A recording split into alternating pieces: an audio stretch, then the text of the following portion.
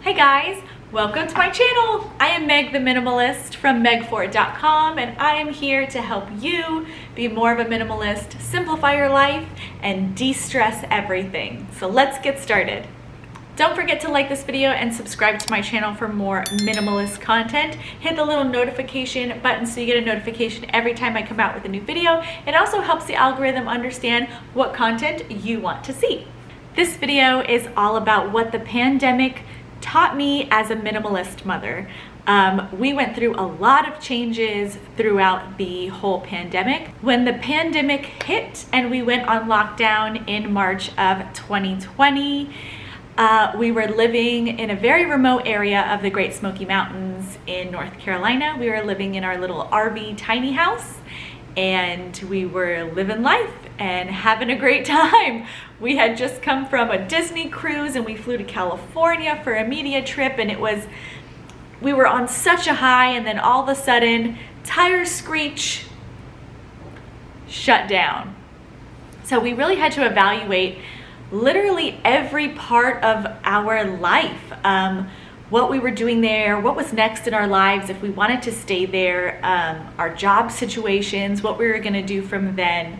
I was a nurse, so it was a little bit of a scary time. What ended up happening was we decided we didn't love North Carolina as much as we thought we did, and we wanted to move closer to family. So we hitched up our tiny house and we drove it all the way down to Florida in the middle of COVID to sort of reevaluate our lives. I stopped working in the hospital. Alex got a totally different job. I started diving completely 100% into my marketing business, and I became a nurse author, and I wrote courses for registered nurses to help them pass the national exam, and new nurses to find success on the floor in the hospital. And I exploded my marketing business as well, which did really well because nobody could pay models and take out studio space, but they could hire me to create ads for them and to create digital content.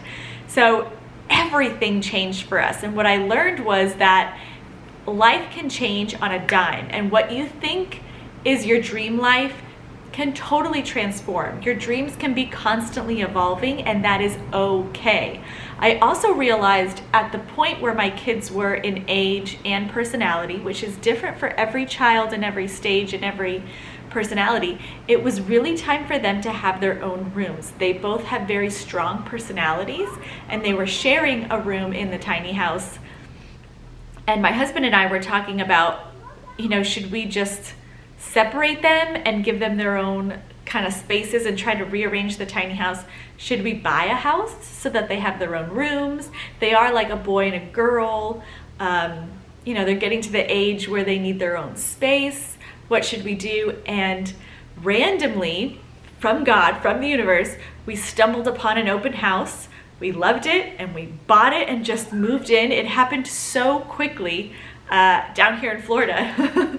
So it also taught me that you need to be constantly evaluating your life for your loved ones in your little tribe. Is this what's best for me? Is this what's best for my husband? Is this what's best for my kids?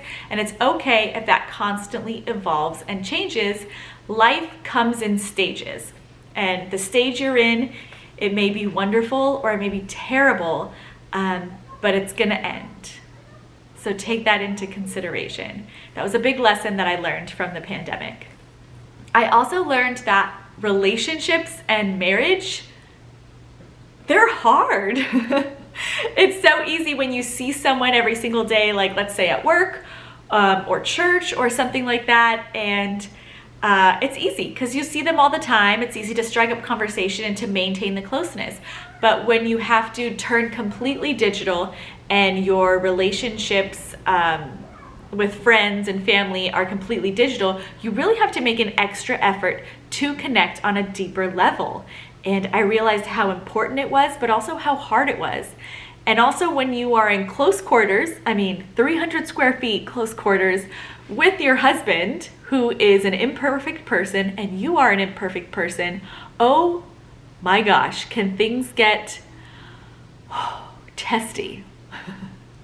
and tempers are short and anxiety is high going through a pandemic, and there's this brand new virus, and no one really understands what to do, or like we have to take all the precautions, or how do we move forward? Should we live in fear? I mean, should we like stock up for the apocalypse? Like, it was so much stress, and then living in close quarters with the same person 24/7, it was a lot of strain, and it became very hard. And if a relationship is important to you and important to the other person, you both will put in 100%, and it will work, and you will stay, and you will find a way to compromise and really love each other, both sides, not just one-sided, and then it will work. But if not, that marriage is going to be too hard, and someone is going to walk away, or someone's just going to become apathetic and the other person will walk away.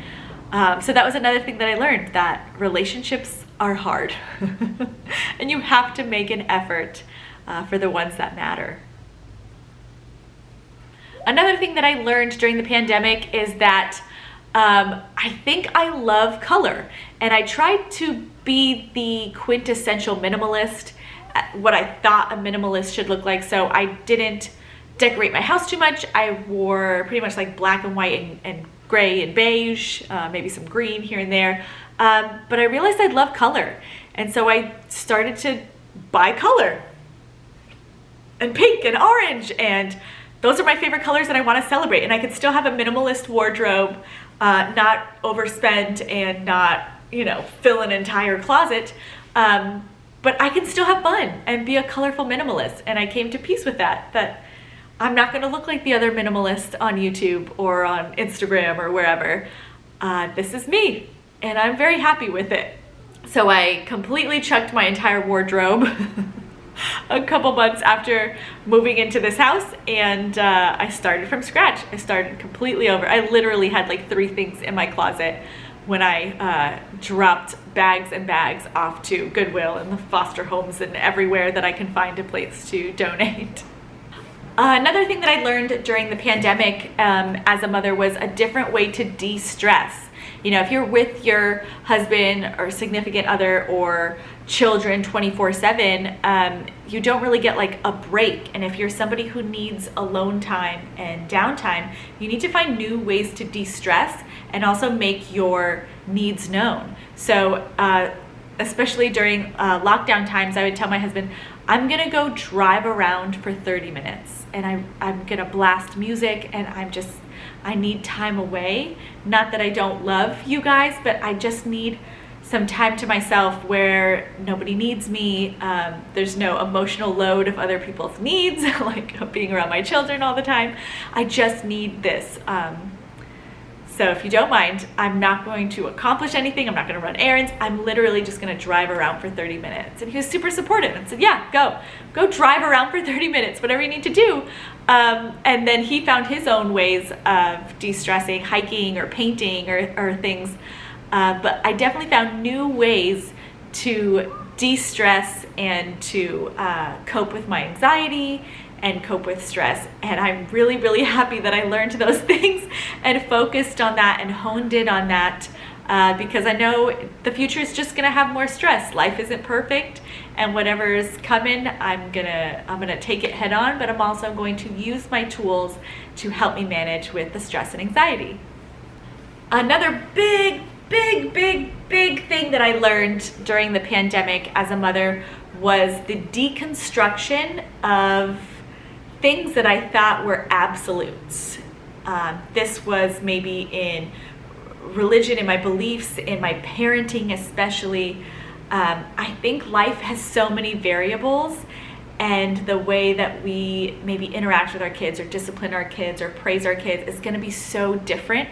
And that's something that we need to pay attention to and deconstruct from maybe what we've been taught or maybe what we grew up with. And I spent so much time deconstructing and looking for truth in my life and finding it and putting it into practice, especially in my parenting.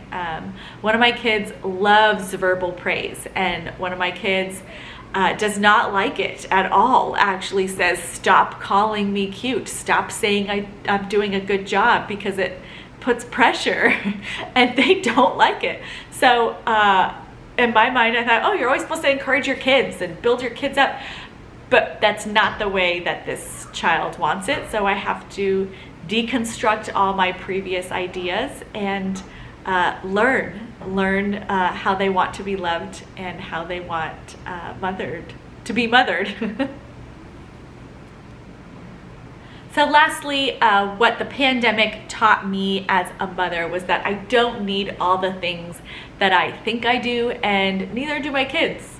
As we moved out of our 300 square foot tiny house and went into a 1,200, something like that, 1,000 foot square foot house, I thought we had to fill the space, or that my kids would want toys. But actually right now I can see them outside the window. They are playing on a swing and they are jumping around and they just want to be in the grass and be outside. We really don't need all the things that we think we do. And even in my little minimalist brain, I thought, oh, we have a house, we got to get a TV, and they got to have a desk in their room, and you realize, you don't really need all of that. The kids really just need the basics, and the basics are probably less than you think they are, and they need food and water and love and hugs, and they need you. They need your attention, your eye contact, your time. That's really all they want. So yeah, that is everything that I learned from the pandemic as a mother and as a minimalist. I really hope you enjoyed this video, and maybe if you relate to some parts of this video, I would love to discuss it with you in the comments, or if you disagree even. I love to respectfully disagree and discuss things with other people. I will always respect you and your opinions if they are the same or different. So let's have a conversation down below in the comments. Please like and subscribe to this channel and click the little notification button. Check out my blog meg4.com and find me on social media so we can be friends. I love video requests, so if you have any video requests about minimalism or about travel or about family life or even just about me, go ahead and put them down below in the comments and I'll make a video just for you. So thank you again so much for watching, and I will see you next time. Bye!